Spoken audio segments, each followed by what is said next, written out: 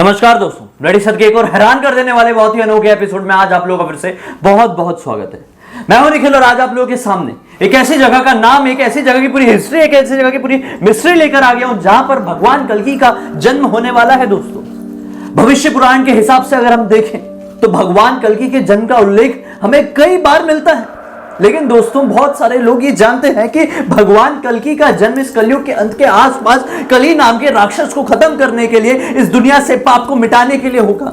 लेकिन ये कोई नहीं जानता है दोस्तों कि भगवान कल्कि का जन्म आखिर कहां होगा। लेकिन दोस्तों, आपको ये बताने से पहले मैं आप लोगों को एक जगह के बारे में बताने वाला हूं जो इस दुनिया की सबसे ज्यादा रहस्यमय जगह है। दोस्तों, इस जगह पर जो कोई भी चले गया ना, वो समझ लो देवता के दर्जे में आ गया।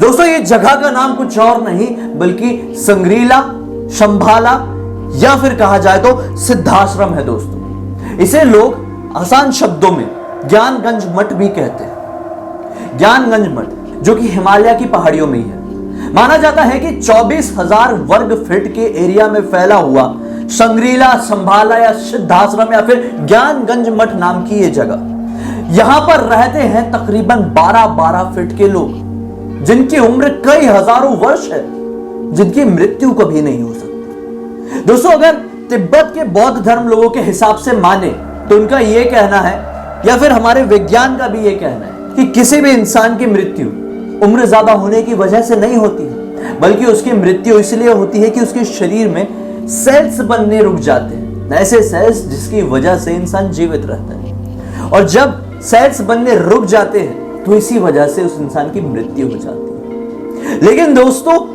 जो तिब्बत के धर्मगुरु हैं, उनका यह कहना है कि जो लोग संभाला में रहते हैं वो लोगों के अंदर ऐसी शक्तियां आ जाती है योग विद्या की मदद से कि वो लोग अपने सेल्स को वापस से रिक्रिएट करते चले जाते और अपनी उसी योग शक्ति की मदद से वो कई हजारों साल तक जीवित रह सकते हैं। जो लोग संग्रीला या शंभाला में रहते हैं उनके अंदर ऐसी शक्तियां होती है दोस्तों, जिसकी मदद से टेलीपैथी के थ्रू वो किसी भी इंसान से, जो इंसान दुनिया के किसी भी कोने में अवेलेबल हो, उससे डायरेक्टली फेस टू फेस बात कर सकते हैं। ये सेम टू सेम वैसे ही होगा जैसे कि हम सीरियल्स में देखते हैं भविष्यवाणी। जी हां दोस्तों, भविष्यवाणी, क्योंकि यहां पर जो लोग रहते हैं उनके अंदर ऐसी शक्तियां भी होती हैं जिसकी मदद से वो भविष्य भी देख सकते हैं, वो इतिहास में हुई सारी गतिविधियों को समझ सकते हैं, वो करेंटली प्रेजेंटली चल रही हर एक घटनाओं के बारे में यूं जानकारियां रख सकते हैं। दोस्तों,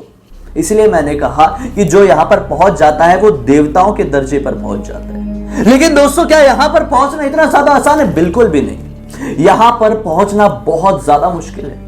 यहां पर पहुंचने के लिए बहुत घोर तपस्या करनी पड़ती है। सारे पाप इस दुनिया से खत्म करने पड़ते हैं, अपने पाप। और फिर जब बहुत ज्यादा तपस्या हो जाती है, हम एक अलग योग माया या फिर योग शक्ति में पहुंच जाते हैं, उसके बाद हमें दर्शन हो सकते हैं इस जगह के। फिर भी हम इस जगह पे एंटर नहीं कर सकते। इस जगह पे एंटर करना तो हमारे बियॉन्ड द इमेजिनेशन है, वो मैं आपको समझा भी नहीं सकता। दोस्तों, इस जगह के ऊपर एक बहुत ही बड़े लेखक है जिनका नाम है जेम्स हिल्टन। उनकी पूरी किताब छपी है, the lost horizon of संग्रीला।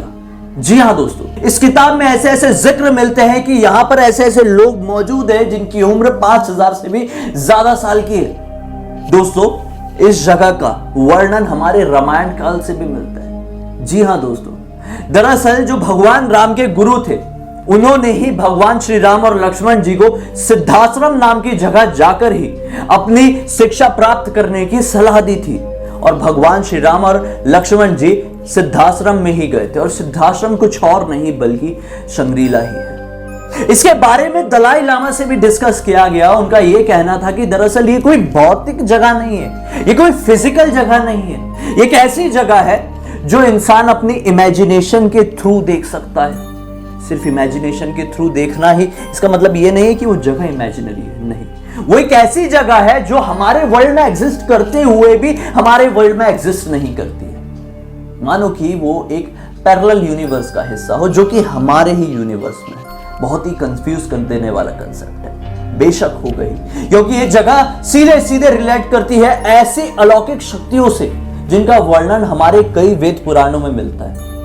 Ramayan काल में एक और बार इस चीज का जिक्र मिलता है, जहां पर जब लक्ष्मण जी मूर्छित हो जाते हैं और जब उन्हें संजीवनी जड़ी बूटी की जरूरत पड़ती है तो वैद्य जी बजरंगबली से यह कहते हैं कि तुम्हें हिमालय की पहाड़ी में जाना है, जहां पर जगमगाते हुए औषधियां हैं, वहां पर उस जगह की सुरक्षा स्वयं देवता कर रहे हैं, अलौकिक शक्तियां कर रही है, वहां से तुम्हें वो औषधि को लेके आना है। उस औषधि की मदद से हम लक्ष्मण जी को वापस से जीवित कर सकते हैं। तो क्या उस जगह में ऐसी चीजें भी मौजूद है जिसकी मदद से मृत लोगों को भी जीवित किया जा सके? बिल्कुल है दोस्तों, वहां पर ऐसी ऐसी चीज मौजूद है जो कि मृत लोगों को जीवित कर सकती है, जो कि बड़ी से बड़ी महामारी को खत्म कर सकती है। तो अब आप लोग सोचेंगे, मजाक में मेरी बात को उड़ाएंगे, अगर महामारी को खत्म किया जा सकता है तो अभी तक लोग क्या कर रहे हैं? तपस्या करके पहुंच जाओ। इतना आसान नहीं है दोस्तों, मजाक बनाना बहुत ज्यादा आसान है, लेकिन इस जगह के बारे में समझना ही बहुत ज्यादा मुश्किल है। दोस्तों, इस जगह का जिक्र महाभारत काल से भी मिलता है। दरअसल महाभारत काल में यह कहा गया था कि जब पांचों पांडवों को स्वर्ग जाना था तो भगवान श्री कृष्ण ने यही जगह के बारे में बताया था कि अगर आपको कभी स्वर्ग जाना रहे तो इस जगह का उपयोग करके जाना, यह दरअसल स्वर्ग का रास्ता है। बौद्ध धर्म वालों का भी यह मानना है कि भगवान बुद्ध ने भी अपने जीवन के आखिरी समय में समय चक्र को बहुत अच्छे से समझ लिया था और उन्होंने इस जगह के बारे में कई सारे लोगों को बताया था। इसीलिए इस जगह का नाम संभाला पड़ा और संभाला का अर्थ होता है खुशियों का स्रोत। हिमालय में मौजूद संभाला नाम की जगह 8 पंखड़ियों वाले कमल के आकार की है दोस्तों। माना जाता है कि यहां पर किसी भी तरह का मोह, दुख, दर्द, ईर्ष्या या लोभ मौजूद नहीं है दोस्तों।